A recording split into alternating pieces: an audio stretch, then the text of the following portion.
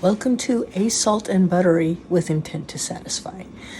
Today we're going to do something fairly simple and basic, but a lot of people are used to getting their vegetables either from frozen or from a can or pre-prepared in some way, okay? It is possible to make green beans fresh off the plant. So if you like to go to a farmer's market and you've seen the fresh green beans and been attracted to them, this is how you do it, okay? This is the simplest recipe that I know for making green beans. Now we have to start with the sorting, and I'm going to point out a few things to you, okay? So let's start with that.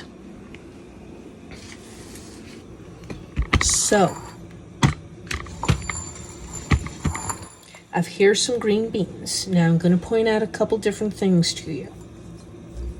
I've already done this to most of them, but what you first want to do is you will have wanted to wash them and sorted out any of the ones that are really, really nasty, okay? I've already done that. Then what you'll want to do is, another thing you'll want to look at is take a look at the green bean. Okay, now this is a pretty standard green bean, okay, but you see the end's already broken off it. Well, we don't want this nasty little bit, so we're actually going to break off a little bit more, and we break and we pull like that, because sometimes there's a string, and the string, which is also why these are called string beans, is really, really hard to eat. It's tough, it's chewy, yeah. Anyway, and at this point, you want to decide how long you want the green bean to be. Do you want it to be really, really short little pieces? If you do, break it up that way. If you want it longer pieces, break it up that way. You'll want to, for most of the green beans, you'll want to break it at least once, simply so that if there's a string, you can pull it out, okay? So, one more break. Oh, no string. These are some nice green beans. Okay, here's another one. Now this one, I'm not sure how well you can see this, but this is a slightly older one, okay? That means the flavor is going to be a little bit stronger. It's going to be a little bit tougher, which might mean a longer cooking time if most of your beans are like this, okay? Once again, we have ends already broken off, but this is kind of the yucky stuff. So we want to break that off, break and pull, remember, because we're checking to make sure there's no string on it. Okay, no string on it. This is good. Now this is a nice long one, and as you can see, it's still got some of the stem on it. Okay, so we definitely don't want this, because this part, you might be able to chew on it. It might make a good toothpick. It's not good for eating, okay? So once again, break and pull. Okay, that's good. Now this is too long to eat, so I'm gonna just break this in half, because I like my green beans just a little bit longer. Once again, break and pull. Okay, now something else I want you to notice is, you'll notice on most green beans there's a side where the line is like really, really shallow, and a side where the line goes and it's actually more deep set in the bean. That's the side that will have the string on it, okay? So in this bean, as we can tell, is a little bit more developed, not as old as that other one, okay? But there's more actual solid beans in it. So with this type of one, if you want to, you can actually split out the beans. But then we lose a lot of it. Oh, and we got a string with this one, so it's a good thing we checked it. So there we go. Now here's one definitely with more stem on it. Okay, once again, break and pull. Hey, that's good. Little tiny, trying to be a baby string here, but nothing to worry about. Now here we have, this is a very, very young green bean. This will be the most tender and cook the fastest, okay? There's really no bean developed inside it. It's just like the very beginning of a green bean. Once again, break and pull, checking for that string.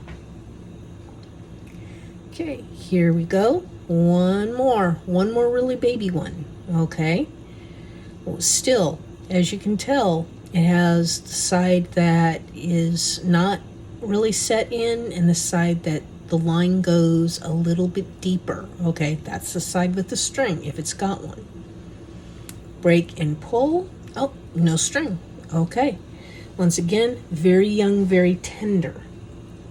Now, what we'll do is we put this into a nice big pot of water. And I added just a little bit of salt to this. As you can see, there's enough water to float the beans, okay? You want to be generous with the water here, just like with noodles.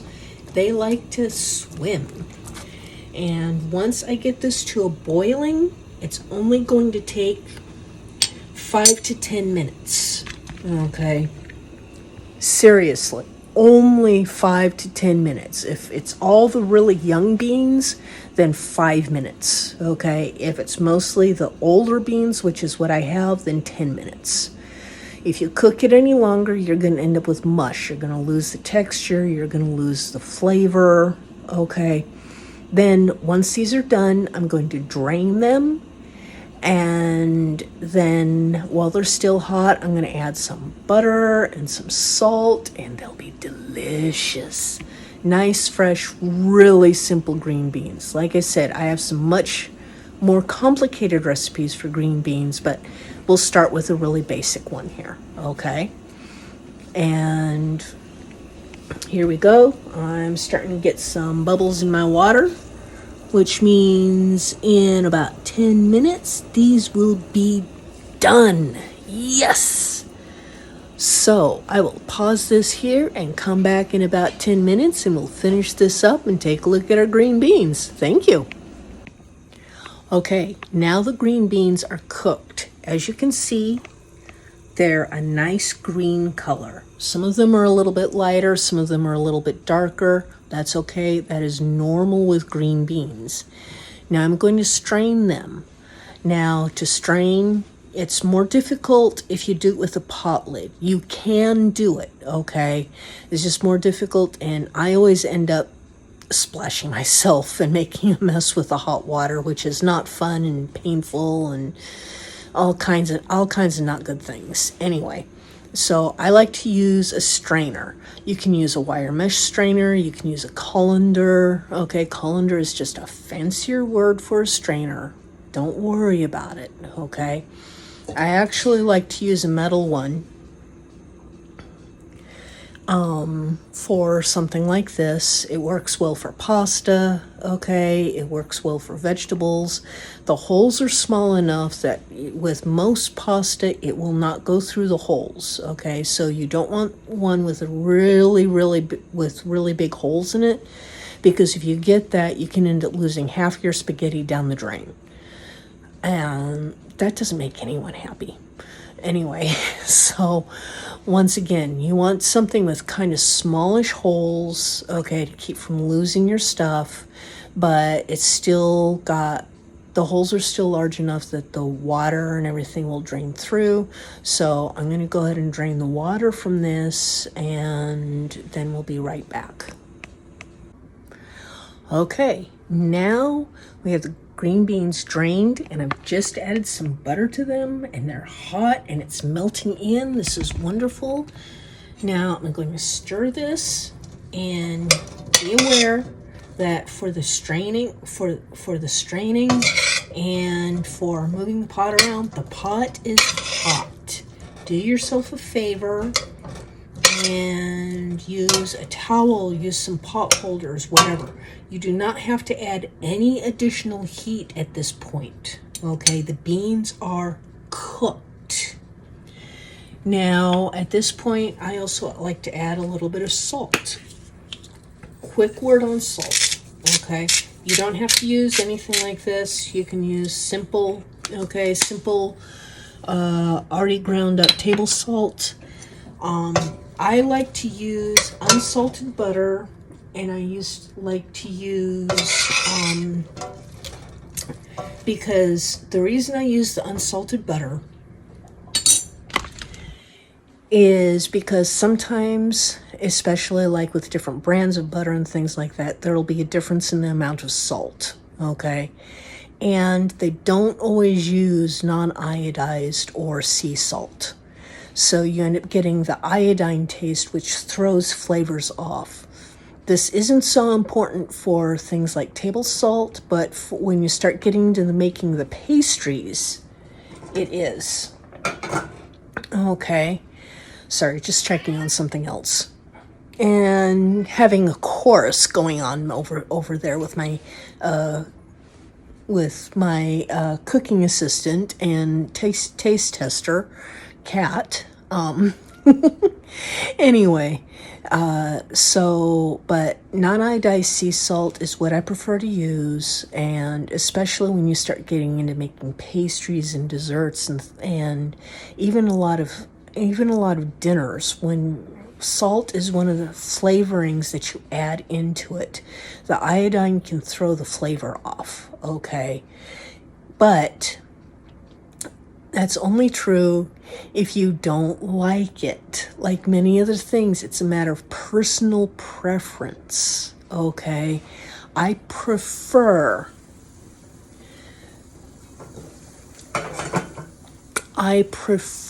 to use the non-iodized or sea salt, okay? I prefer to use the non-salted butter. But if you prefer to use the salted butter or the regular table salt with the iodine in it, that's perfectly good too. It's okay. This is all a matter of personal flavor taste, what you like. Okay, like I said, there are a lot more complicated recipes for making things like green beans, but this is the simplest one that I know. So hopefully it works for you. Enjoy it. If you have any problems, let me know. We'll see what we can figure out. Okay, thank you. Once again, this was A Salt and Buttery with intent to satisfy. Thank you.